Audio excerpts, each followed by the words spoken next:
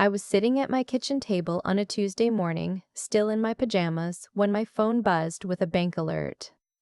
I almost didn't open it. I was in the middle of my second cup of coffee, half watching my 7-year-old daughter, Nora, try to teach our cat to high five. It was a normal morning, the kind you don't think about much, because there's nothing to remember. Then I looked at the number on my screen. $43. That was what was left in my savings account. The one I had been building for 3 years. The one with the label I'd typed myself when I first opened it, Nora's Future Plus Emergency Fund. I set my mug down so carefully, like if I made any sudden movement, the number would change to something worse. It didn't change, it just sat there. $43.17. I am a licensed forensic accountant. I have spent the last 8 years helping law firms trace embezzled funds, reconstructing financial trails that people thought they buried forever. I know exactly what money laundering looks like. I know what fraud looks like. I know what it looks like when someone thinks they've been smart about stealing. And sitting in my kitchen in my pajamas, I knew exactly what had happened to my savings. I just didn't want it to be true. My older brother. I'll call him by what he was to me then, not his name, because names make it harder, and I'm still working through that, had been living with me for 4 months. He'd lost his apartment in Phoenix after getting let go from his job in logistics. He called me crying on a Sunday night in March, said he had nowhere to go, said he just needed 2 months to get back on his feet.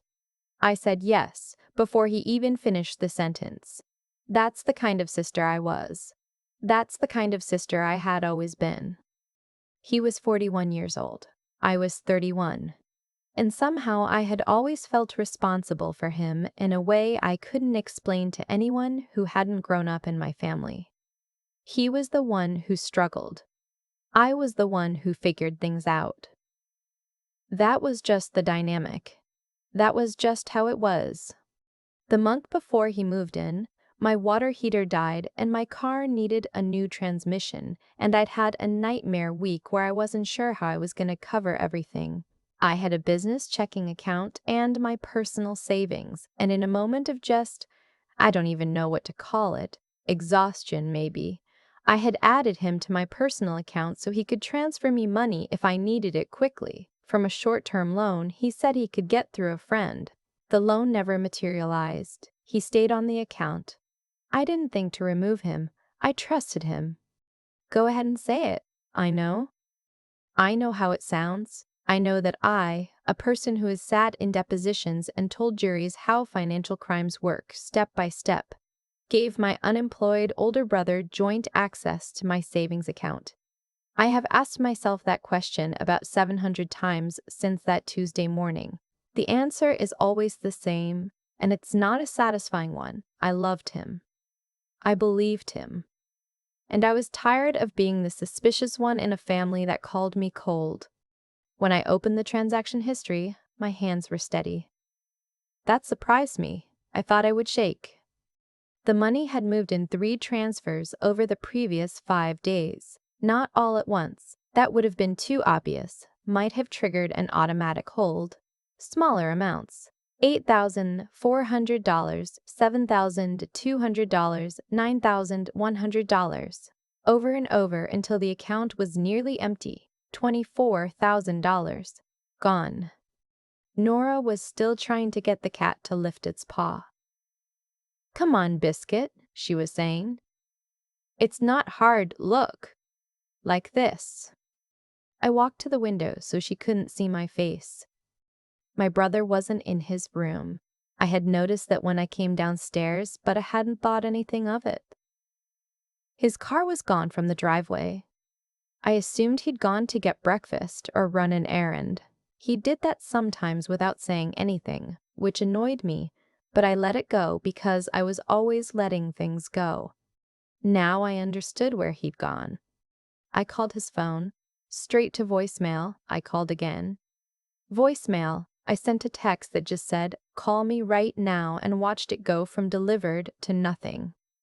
I stood in my kitchen for about 60 seconds and let myself feel it. the full weight of what had happened.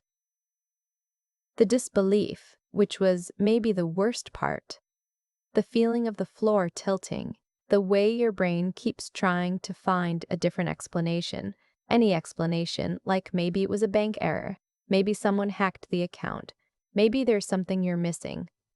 Then I picked up my laptop. The sad, trusting sister who still left her brother on her bank account was gone. What sat down at that table was someone else entirely. I pulled the transaction records first. Every transfer had originated from the same IP address, the router in my house. He hadn't even bothered to use a VPN. The transfers had been authorized through the mobile banking app, which meant he had my login credentials. I thought back and remembered that I had logged in on the shared laptop in the living room about 6 weeks ago and hadn't cleared the autofill. My own carelessness. I wrote it down. I noted it without judgment.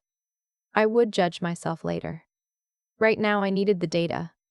The receiving account was registered to a name I didn't recognize. Not his name. Not a business I'd ever heard of. I noted it. I called my bank's fraud line. This part I will always be grateful for. The woman who answered me was calm and thorough and didn't make me feel like an idiot, even though I was certain I deserved to feel like one. I explained that I had a joint account holder who had transferred funds without my knowledge or consent, that I had evidence the transfers were made from my home IP address on an account he was not the primary holder of, and that I needed to report unauthorized activity. She froze the account. She flagged the transfers. She told me the bank would open an investigation and I should file a police report. "Do you know where this person is?" she asked. "Not yet," I said. But I had a theory. 2 weeks earlier, my brother had mentioned casually, like it meant nothing, that a friend of his from Phoenix was inviting him to come visit. He said it like someone mentioning the weather. I had forgotten about it immediately because it seemed irrelevant. He didn't have money for a trip. Except now he did. I opened his Instagram. He had it set to public, had never bothered to change that, which told me something about how much he thought I would look. He hadn't posted anything, but his girlfriend, who I had met twice and who I had privately never liked, had posted a story that morning. I recognized the carpet. It was a hotel room. There was a room service tray in the background. She had tagged the location, not the full hotel name, just the city. Scottsdale, Arizona. I wrote it down. By this point, it was 8,047 in the morning. Nora had given up on teaching Biscuit the high five and had moved on to making herself toast. She brought a piece to me without being asked. Just set it on the table next to my laptop, because she is 7 years old and already more perceptive than most adults I know. "You look like something happened," she said. "I'm just working on something. Bug." She studied my face the way she does sometimes, with those dark eyes that don't miss anything. "Did Uncle do something?" I looked at her. I hadn't said anything. The word uncle hung in the air between us. "Why would you ask that?" I said. She shrugged, but it wasn't a dismissive shrug. It was the shrug of someone choosing their words. "He borrowed $20 from my piggy bank last week and said he'd pay me back." She paused. "He didn't." I didn't cry. I don't know why I'm proud of that, but I am. I looked at my 7-year-old daughter, who had apparently already understood something that I had taken 3 years longer to learn, and I did not cry. "He took something from me too," I said. "I'm going to get it back." She nodded very seriously. "Do you need my help?" "I've got it, Bug. Go finish your toast."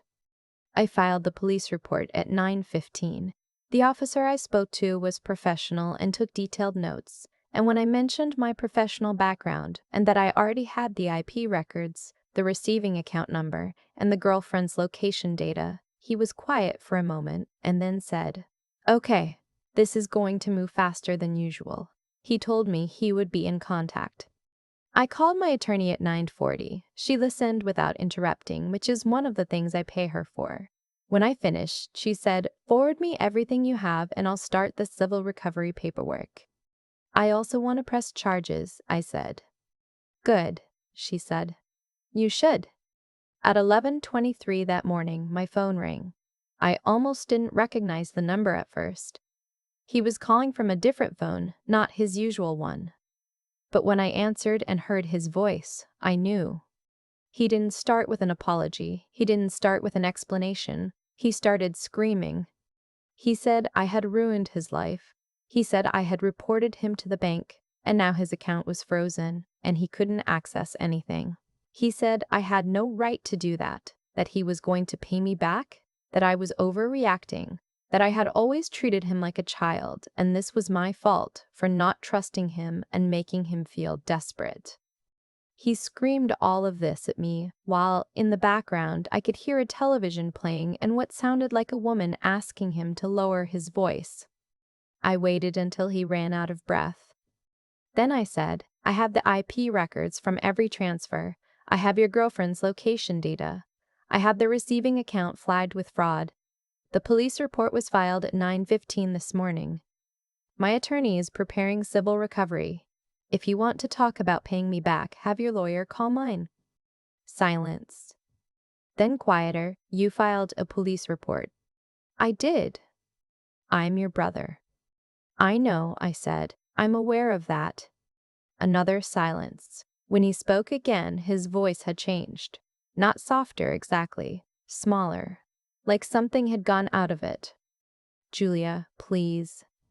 Don't, I said. Just don't. I hung up. I sat at my kitchen table for a long time after that.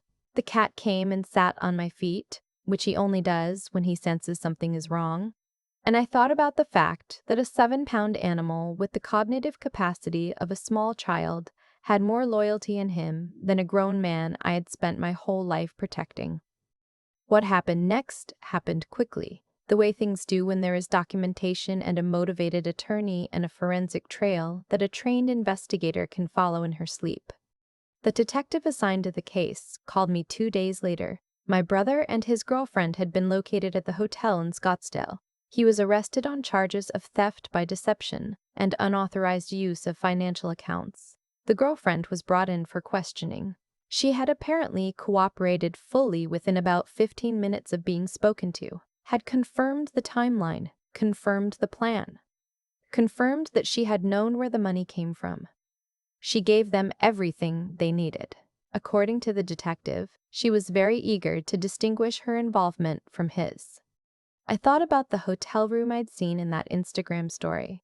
The room service tray, first-class tickets to Cabo that they'd apparently booked but not yet taken, $30,000 in charges. He'd spent more than he stole, which meant he'd also opened a credit line somewhere using my address. My attorney added that to the civil filing. The bank recovered most of the funds through the fraud process. Not all of it. About $4,000 had already been spent and wasn't recoverable immediately. But my attorney assured me that the civil judgment would cover the remainder. The criminal case moved through the system over the following months. He pleaded guilty to a reduced charge to avoid trial. He paid restitution as part of the plea agreement. I didn't attend the hearing. My attorney did. I stayed home with Nora. Here is what I want to say about my brother, and then I'm going to be done talking about him for a while. I think about the version of him I believed in for 31 years. The one who called me when he was in trouble. The one who showed up to Nora's birthday parties with the right present, because he always remembered what she was into. The one who could make our mother laugh harder than anyone. I think about that person sometimes and I genuinely grieve him. Because that person, if he ever really existed, is not the person who spent 5 days quietly draining my account while eating my food and sleeping in my guest room. The person I thought he was would never have touched my daughter's piggy bank. There's a thing that happens when you're the reliable one in a family, the one who handles things, who earns money, who doesn't call people crying at midnight with emergencies. People assume you're fine. They assume that because you are competent, you are also invulnerable. They assume that because you can take care of yourself, you can absorb whatever they need from you without it costing you anything. I let that assumption be made for 31 years. I don't make it anymore. Nora started second grade in the fall. On the first day, she came home and told me about a girl in her class who had taken another kid's snack at lunch and then told the teacher that the other kid had lost it. Nora was outraged in the way that 7-year-olds are outraged, fully, completely, without qualification. "That's stealing," she said, and then she lied about it. "Yes," I said. "What happened to her?" "What do you think should happen?" Nora thought about it very seriously. She should have to give the snack back and say sorry, a real sorry, not a fake one. I told her that sounded right. And maybe, Nora added, she shouldn't get to sit near that kid anymore. I thought about my brother, about the plea agreement, about the restitution check that arrived on a Thursday in October, like any other piece of mail, about the contact I'd blocked on every platform and the guest room I'd turned into a craft space where Nora and I painted terrible watercolors on Sunday afternoons and laughed at how bad we both were at it. "Yeah," I said, "maybe that too." I don't know if this story has a clean lesson. I've told it to a few people and they always want there to be one, some clear rule, something I should have done differently, some moment where I can point and say there. That was the mistake. Don't do that. And the honest answer is that the mistake wasn't one moment. It was a posture, a way of being in the world that said I am the capable one. I will absorb this. I can handle whatever this person needs from me. I can't tell you not to love your family. I can tell you that love is not the same as access. And I can tell you that the people in your life who are most likely to hurt you are rarely strangers. They're the ones who've watched you be competent and capable and generous for long enough that they start to mistake your generosity for an unlimited resource. It isn't. It never was. Nora is doing great. She's in a soccer league now, and she is absolutely terrible at it, and she loves it with her whole heart. Runs up and down that field twice a week with this look on her face like she's exactly where she's supposed to be. I watch her from the bleachers sometimes and think she will never have to wonder if the people in her life would steal from her. Not because I can protect her from every bad person. I can't. But because I'm going to make sure she grows up knowing that love has limits, that generosity has terms, and that the most important thing you can do when someone takes from you is not to fall apart. It's to open your laptop, pull the records, and get to work. There's a moment I keep coming back to, not the bank alert, not my brother's voice on the phone, cracking and desperate after he realized what I'd already set in motion. The moment I keep returning to is earlier than all of that. It's Nora, standing at my kitchen table in her pajamas, setting a piece of toast next to my laptop without saying a word. She was 7 years old. She didn't know the full picture, but she knew enough to show up. That's the thing I didn't expect to learn from any of this. I thought the lesson would be about money, about protecting accounts, about not mixing trust with access, about the specific avoidable mistake of leaving someone on a bank account long past the reason you added them. And those things are true. I did learn them. But the deeper thing I learned is that character reveals itself in small moments before it reveals itself in big ones. My brother took $20 from Nora's piggy bank a week before he took $24,000 from mine. The scale was different. The action was the same. I just wasn't paying attention to the smaller version of the truth that was right in front of me. I've thought a lot about what made him believe he could do it, not just get away with it, but do it in the first place. I think it was years of watching me absorb things. Years of me covering for him, lending him money I never asked back for, making excuses to our mother about why he hadn't shown up, why he was late, why this time was different. Every time I smoothed something over, I was sending him a message without meaning to. The consequences here are soft. The floor will hold. Someone will catch you. I was the someone. I was the floor. And eventually he tested how much weight it could bear. What I understand now is that real care, the kind that actually helps someone, requires a kind of honesty I was too conflict averse to offer, not cruelty. Just clarity. The willingness to say, this is not okay, and I am not going to make it okay for you. That's not coldness. That's integrity. And I confused integrity with hardness for so long that I didn't recognize I was missing it until the absence of it cost me everything I'd saved. The decision to open my laptop instead of calling him crying. That wasn't rage. It was something quieter than that. It was the first time in my adult life that I chose to use what I actually knew instead of managing what someone else felt. I'm a forensic accountant. I trace financial crimes. I had every tool I needed.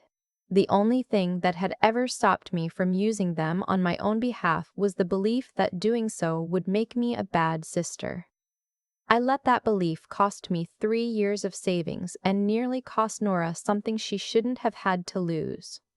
What I want for her. What I'm actively trying to build in her, one Tuesday morning and one terrible watercolor painting at a time, is exactly the combination I wish someone had built in me earlier. The moral clarity to know when something is wrong and say so out loud. The intellectual honesty to look at evidence rather than at what she wishes were true. And the backbone to act on what she knows, even when the person on the other side of that action is someone she loves. Those 3 things together are what I didn't have for most of my life. I had pieces of them. I had the smarts without the spine. I had the love without the limits. I had the values without the willingness to enforce them when it was uncomfortable. Nora already has more of it than I did at her age. She knew her uncle hadn't paid her back. She noted it. She remembered it. She didn't make excuses for him. I'm going to do everything I can to make sure the world doesn't train that out of her.